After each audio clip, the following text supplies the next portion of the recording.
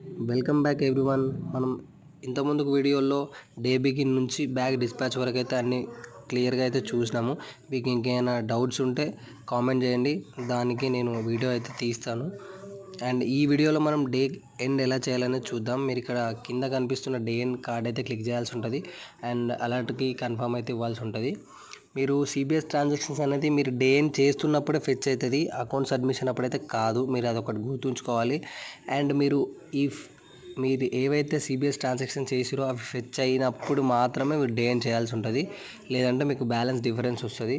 So అది issue అవుతుంది కాబట్టి మీరు అది అయ్యేంత వరకు ఉండి మాత్రమే చేయాలి. అండ్ ఇక్కడ మీకు కొన్ని అలర్ట్స్ అయితే రావడం జరుగుతుంది, IPBP fetch and CBS transactions అవన్నీ అయితే రావడం జరుగుతుంది.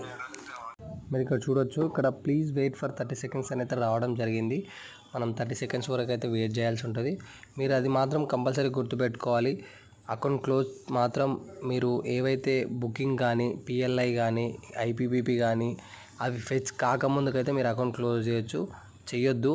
అండ్ ఇక్కడ డే ఎండ్ కూడా మీకు సిబిఎస్ ట్రాన్సాక్షన్ ఫెచ్ అయ్యేంత వరకు మాత్రం ఆగి తర్వాత మీరు డే ఎండ్ చేయాల్సి ఉంటుంది.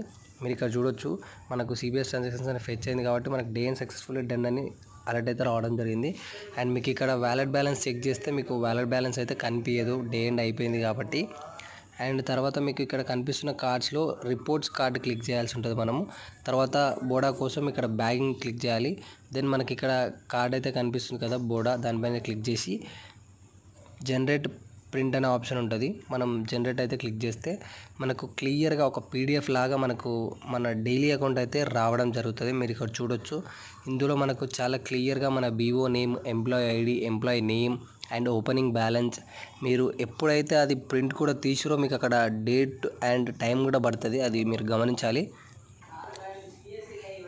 మీకు ప్రతి ఒక్కటి మీరు చేసిన ట్రాన్సాక్షన్స్ అన్నీ ఇక్కడైతే ఫెచ్ అవుతాయి.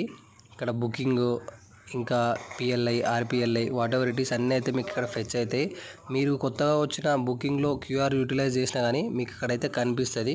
చూడొచ్చు మీరు ఇక్కడ ₹1 అనేది కనిపిస్తుంది కదా, అది మీరు ఒకసారి స్టాప్ చేసి కూడా చూసుకోవచ్చు. ₹1 మాత్రం